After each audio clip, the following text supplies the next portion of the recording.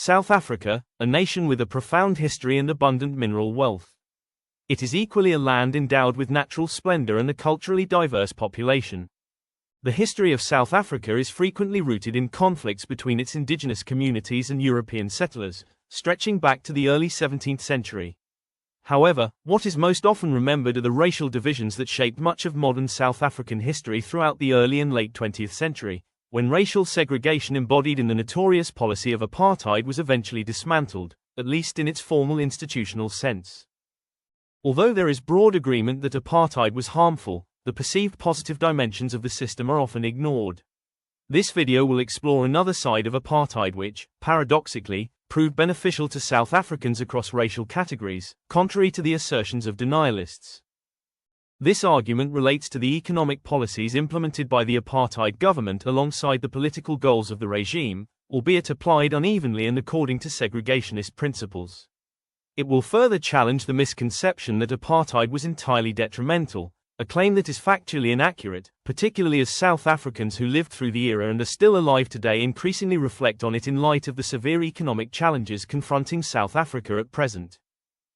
Have you ever questioned why South Africa continues to stand out on the African continent as an economic powerhouse despite the political and economic difficulties it faces today?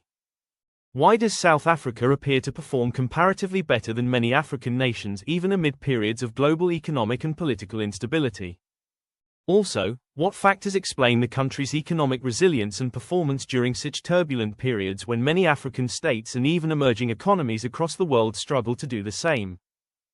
These questions may be examined by tracing the origins of the South African economy, which can largely be dated to the mid-19th century, 1800s, although certain enterprises existed even earlier, and by analyzing how successive white administrations structured the economy to endure economic shocks, including those arising from political miscalculations under both white and black governments. Although this narration focuses on the economic advantages of apartheid in South Africa, it must be emphasized that the basis of South Africa's economic prosperity had already been established long before apartheid was formally introduced in 1948 and had in fact extended into southern Africa. Apartheid may therefore be viewed as both an enforcer and protector, as well as an expander, of this economic framework. This became especially evident during the period of political and economic isolation toward the end of the 20th century, when the country was treated as a pariah by much of the international community because of its apartheid policy. This discussion will also examine the strategies adopted by successive apartheid administrations in constructing economic foundations that continue to endure today. It should be remembered that the arrival of white South Africans was initially motivated by corporate ambitions. Sailors of the Dutch East India Company arrived at the Cape of Good Hope in 1652 while traveling to India in search of spices. Their temporary stopover gradually evolved into a permanent settlement and later expansion into the interior, largely driven by commercial interests. These ambitions became intertwined with the political aspirations of the early Dutch administration in the Cape Colony, and later with the British government which occupied the Cape in 1795 and again in 1806, eventually consolidating its presence after the arrival of British settlers in 1820. The arrival of European settlers at the southern tip of Africa led to the establishment of new territories modeled on European lifestyles and, most importantly, European economic systems. Consequently, the foundations of South Africa's economic excellence can be linked to industries that became common during the late 17th century, such as wine production, as well as other activities that rose to prominence in the early 19th century, including banking and tanning. Importantly, these industries preceded the discovery of minerals in Kimberley in 1867 and later in Johannesburg during the 1880s by several decades, events which ushered in the gold rush and the political tensions associated with Paul Kruger's administration. Thus, companies such as Constantia Wine Estate established in 1679 in the Cape Colony, Old Mutual, a life assurance company, and Mossop Leather established in 1845 and 1846 respectively, may be regarded as the foundational pillars of South Africa's corporate sector or private economy. By the time the Johannesburg Stock Exchange, JSE, was established in November 1887 by Benjamin Wallen, 69 companies were already listed, many of them created as a result of the gold rush in the South African Republic, later the Transvaal province under the Union of South Africa. Remarkably, by 1890, listings on the JSE had increased to 300, representing a fourfold expansion. With this, the foundations of the South African economy were both laid and strengthened. When the Union of South Africa was established in 1910, the JSE possessed strong capital structures supported by the gold mining sector. The year 1910 also marked the beginning of a new chapter in South African history under British colonial rule, which lasted for 51 years and extended well into the institutionalization of apartheid. Consequently, these economic structures were constructed on segregationist principles for the benefit of the white South African population, excluding the black majority, and they operated effectively. In 1948, Afrikaner nationalists came to power and introduced the policy of apartheid, which they referred to as separate development. Under their rule, South African society became fragmented primarily along racial lines, but also according to economic and other classifications. These two dimensions, political and economic, remain among the most controversial whenever apartheid is reassessed today. While most people agree that the racial separation enforced through the political mechanisms of apartheid represented the harshest aspect of the nationalist segregationist system, opinions differ considerably regarding the economic impact of apartheid on South Africans across racial groups, especially the black majority. This is where many misconceptions originate and unfortunately persist without being challenged through factual analysis rather than speculation or sensationalism.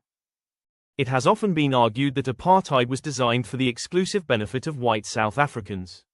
In principle, this is factually correct.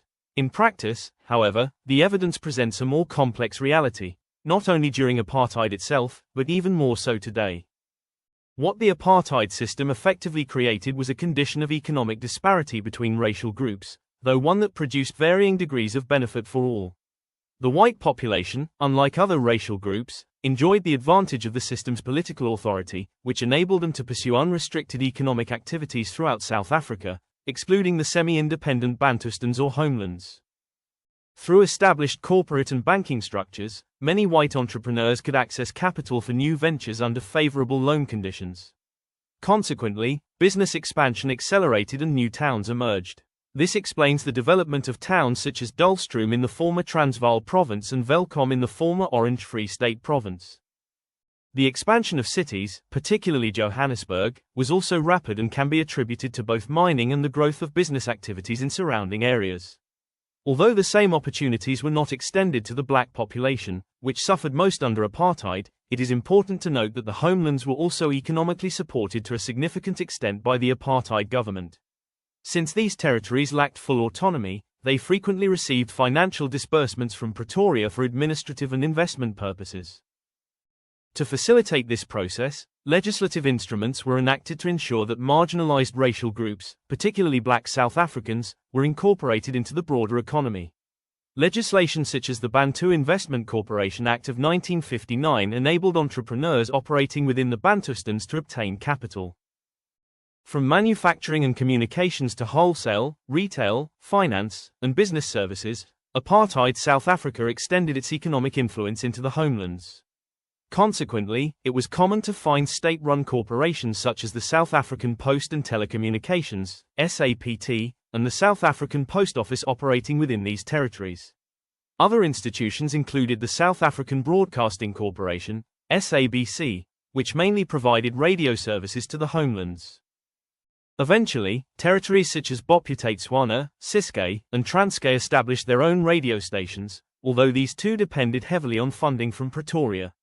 The SABC continues to exist today, albeit no longer with the prominence it once possessed, having experienced serious managerial difficulties under the post-apartheid government that resulted in technical insolvency. To illustrate the resilience of the South African economy, one can examine major historical global events that destabilized numerous countries while South Africa remained comparatively buoyant. The most significant of these was the Great Depression, which caused severe economic hardship in the United States and contributed to the rise of authoritarian and military governments in Europe and Asia. Although disruptions to the American economy were central to this crisis, other factors also played a role, including drought conditions that affected agricultural production in the Union of South Africa. Nevertheless, the country recovered and between 1933 and 1937 experienced substantial GDP growth, largely driven by the gold mining sector.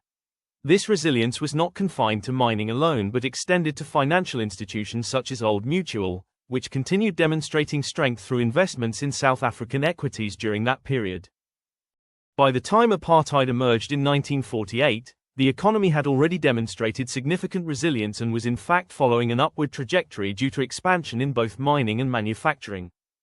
So, how did apartheid economically benefit present-day South Africa, one might ask? It did so in several respects.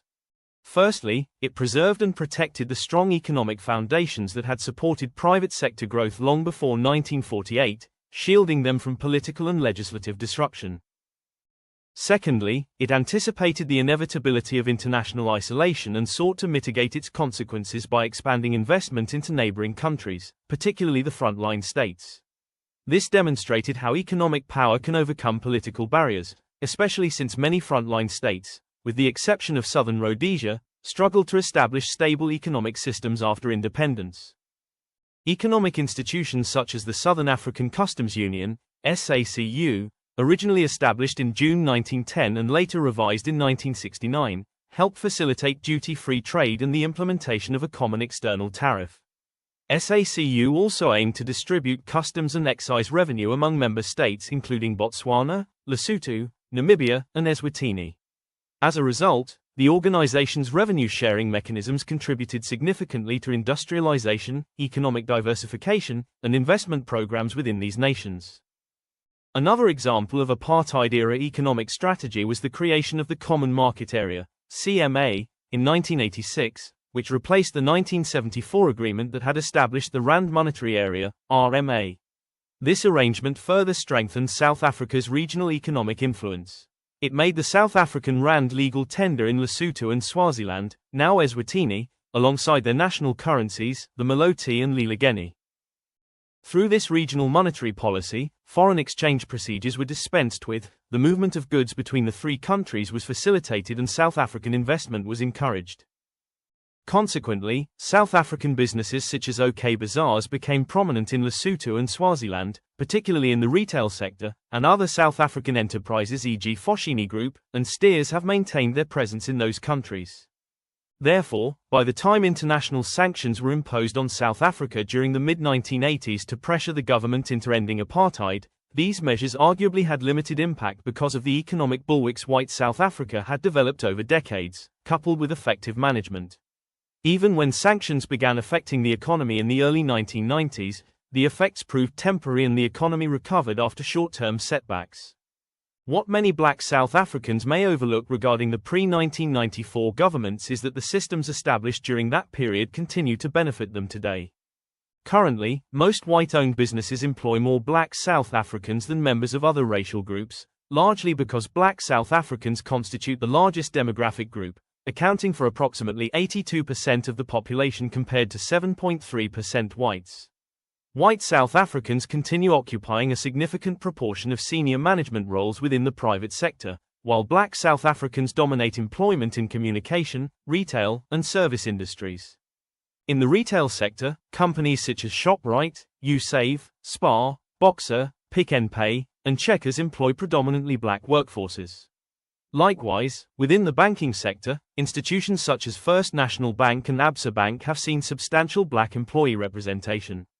It should be remembered that these are private sector institutions originally built during the colonial and apartheid periods. When Nelson Mandela was inaugurated as President of the Republic of South Africa on the 10th of May 1994, he inherited an economy characterized by structural inequality yet considerable resilience. Although the economy had experienced setbacks during the 1980s, its core fundamentals remained robust, as later economic data demonstrated.